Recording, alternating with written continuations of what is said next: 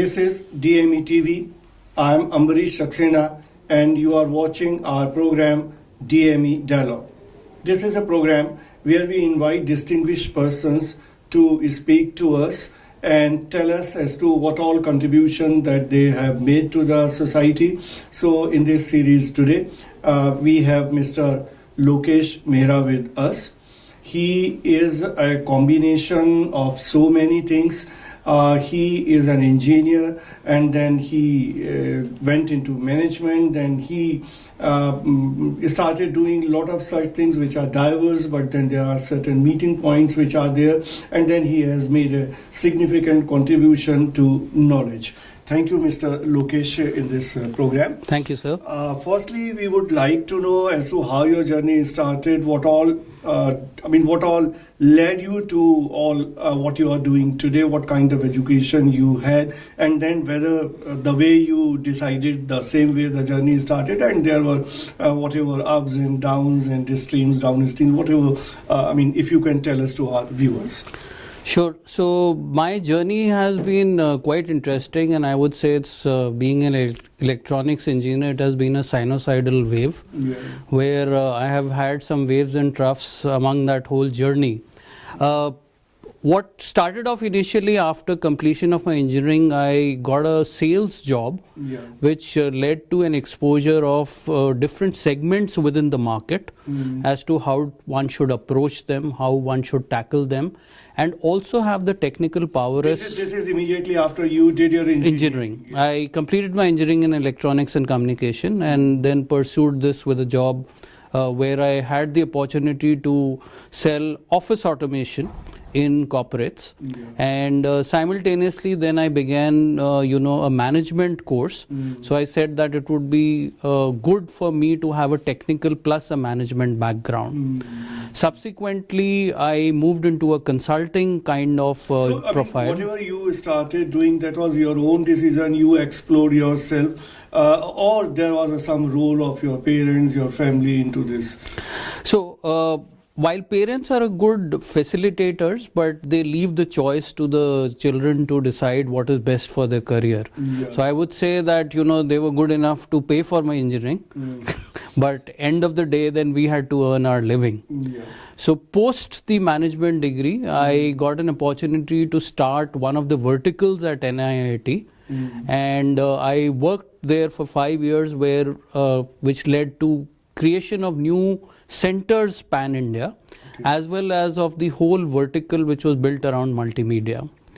Based on this experience, I got picked up by Cisco. So in a way you entered the education area basically? Yes, I would say that it was a kind of a divergent view, because here I was from electronics and I moved into IT, and at that period of time, IT was still growing. And the Y2K was coming in, which was the year 2000, if a lot of people would recall that era. So it was a good phase to be in. But then subsequently what happened, that Cisco, which is a networking company, and they're also known as the plumbers of the internet, wanted to start their education vertical in India. I was possibly a lucky person who got picked up to start that venture within India, and we spread that pan-India across various cities and towns, especially in tier 1 and tier 2 towns. Subsequently I moved to Intel to head their education vertical, which spanned higher education, first exposure to K-12 schools, and even on a CSR perspective. But then Cisco picked me back to lead their Asia Pacific operations, and I did that till the year 2010. So, your journey has been more into education, which is, it's a pioneer thing in the organization. Wherever you set up something, then launch that and ensure that it runs the way the organizers or the promoters, they wanted to have that way. Yeah, so I won't say promoters, because most of these companies are multinationals. Okay. But yes, the advantage that one had was that you had the whole region to be explored.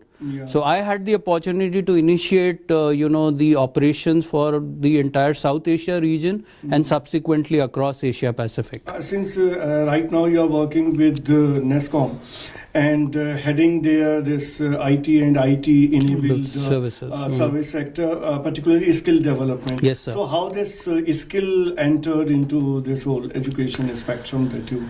So skills has been at the background till, I would say 2012, 2014, when the new government came in, and there was a big impetus to training, 5 million people for skills. Yeah. So there was a big focus from various, I would say, organizations to explore how skilling can be made a full vertical, and there could be some revenue also generated out of it, besides giving back to the respective country.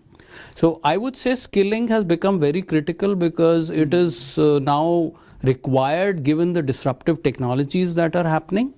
How do you skill people? And just for your information, the World Economic Forum, which has come out with its report on jobs of the future. How will you define this disruptive technology? Yeah, so as I was stating earlier, the ABCDs have now changed to artificial intelligence, blockchain, cloud computing, and data science. So these are the new ABCDs which have now come into play vis-a-vis the conventional ones. And these are disruptive technologies which are, changing the paradigm of how business is done or how business is led. Just to give you a parlance of the World Economic Forum, what I was talking about, they have said that the 56% of the current workforce needs to get reskilled. So which is a big number, and you can imagine we have almost about 300 million people in the organized sector across India, and these people now need to, specifically work and getting skilled. In your current position in NESCOM, what kind of skills you are basically focusing at? So I have the luxury of going right from data entry operator to a person who is working on artificial intelligence and IoT. So the spectrum is huge. So we have people, and you will be surprised to know that almost 40 to 50% of the jobs which are still generated are at the low end spectrum, which are in data entry or CRM voice or non-voice. But there is a huge chunk of people which is especially among what we call as the switch companies, Satyam, Wipro, Infosys, TCS, Cognizant, HCL, who are now operating in the high-end side, where they're looking at, these disruptive technologies. So how do you plan your activities, and how do you execute in NESCOM? So activities are planned out during the annual planning sessions in terms of what would be the key priority areas that the company needs to focus on. And basis those, then there is a strategy which is derived for each of these objectives that we need to achieve. For each strategy, then there are tactics that would be implemented. And these tactics have specific what we call as SMART KRAs. Specific, measurable, realistic, achievable, and time bound. So that is what we focus on, and every individual is measured on these. So if there is any deviation, then you are pulled back into the mainstream. So are you guided by the policy that government of India has made on skill development, or you have added something, or you have discovered something on your own? So it is a two-pronged approach. For new technologies, even the government is clueless. So we are working in tandem with them to ensure that the entire country benefits. For the older, I would say, skilling system or the ecosystem which exists, it is in full compliance with what the government seeks from us. So once you impart the skill to a person, whichever skill you would have imparted, then what do you feel after how much time, as you yourself said, reskilling is required, or some further training is required to enhance that skill? How that should be done? So just to let you know, the government has recently launched a scheme called recognition of prior learning. So there are a huge number of people who may not have the skills or the certification which is required from organizations. So the government has come up with a special scheme called RPL, or recognition of prior learning, where any individual who spent more than 1 year in the organization can take an assessment to assess where they stand in that ecosystem. If they require an additional training, they will be taken through that. If not, then they can pass that assessment, and there is a financial and monetary benefit for these individuals. But moral of the story is that with these technologies that keep changing, it is imperative for people to keep abreast of what is happening.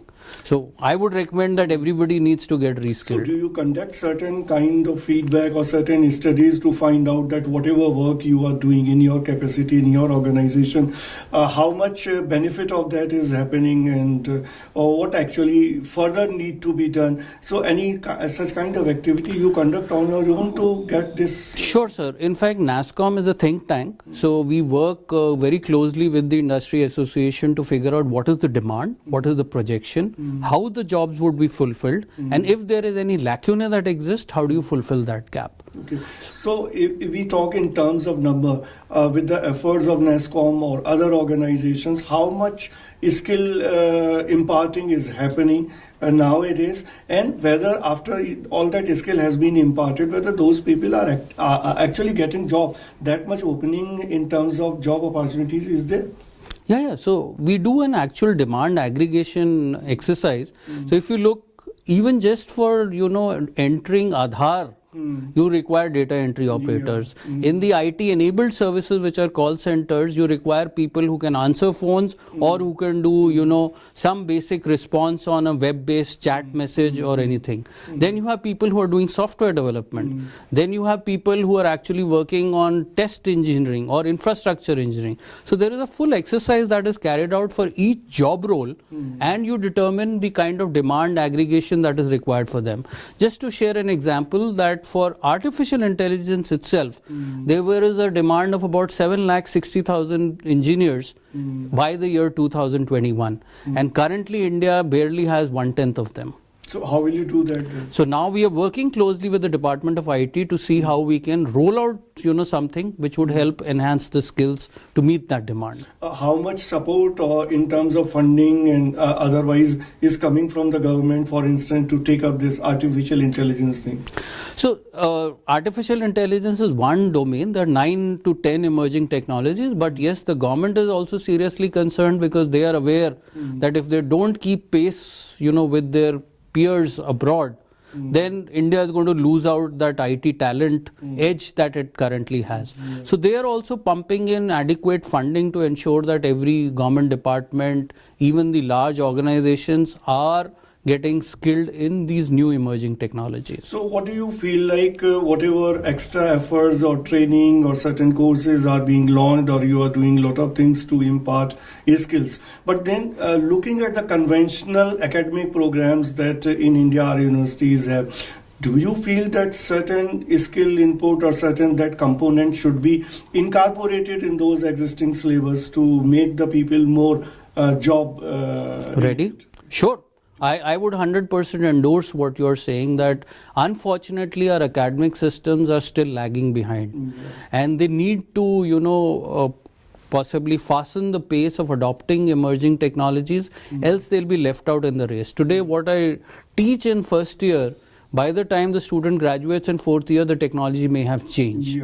So it is imperative for us to keep changing the curriculum on a regular rhythm and a regular basis, so that these students are exposed to it. If we are bound by the constraints of compliance or regulation, then the student should get additional guest lectures or some other intervention which would keep them abreast with the changing technology. But for conducting any such training that we have been discussing, we need the right kind of trainers. So do you have any such program wherein the train the trainers kind of program at your level or the government level, something is being done also in that direction? Yeah, so we do regular faculty development programs in which we create what are called as master trainers, and these trainers in turn go and train the other faculties across the spectrum.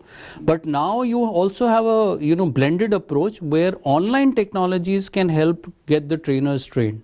So these trainers can train themselves and then go and take an assessment to certify whether they are eligible to train further or not. So I think it's going to be a hybrid model down the line. So how much this technology is involved into training means there could be some online programs or online instructions. So have you devised any such thing for the training? So we have launched a full-fledged portal called futureskills.nascom.in, where all these 9 emerging technologies are already present. And we have huge members who are already participating in this, and they are getting their internal employees trained. Same way we are now imparting these trainings across the university and the academic space. Besides NESCOM, what are the other organizations who are into the same kind of operations and who are also trying to give an impetus to skill development? So, overall, the Ministry of Skill Development and Entrepreneurship is the nodal body which comes under NSDA, which is the National Skill Development Agency. So they are responsible for skilling pan-India. However, there are large number of training providers who are also operating in the same space. So these people do their own interventions with, in alliances and collaboration with private sector and offer trainings. Then you have the large, I would say the normal training organizations like NIIT, APTEC, Jigsaw, etc., who are running their respective courses in new emerging technologies. For example, digital marketing could be one, AI could be one, blockchain could be one. So all these are new technologies which are coming into play. So do you know any such system wherein social audit is being done of whatever these activities are being undertaken by you and by the government? So the government has in fact enlisted the agencies who do a full-fledged audit of all the trainings that are conducted under the PMKY scheme, Pradhan Mantri Kaushal Yojana scheme. So there is a full-fledged audit on which then each of the sector skill councils are ranked basis the intervention that has been provided, which would include the training, the assessment and the overall feedback that they receive. So if you look at the efforts which are being done by the government, this government and the earlier government as well as the skill development is concerned, the Skill Development Council was set up by the previous government. Right. They had a policy. This government added something to that policy, gave a further impetus. So how can you read this whole thing as far as the policy making and funding is concerned, whether the things have improved from the previous government or there is still something left which is still to be done by the next government? So I would say anything in skilling is a drop in the ocean. You are aware that majority of our population still lives in the rural areas, and people are unfortunately not even exposed to the career options that they may get. So first of all, awareness becomes a critical element. Number two are the type of skilling schemes which are available for these students who want to undertake skilling.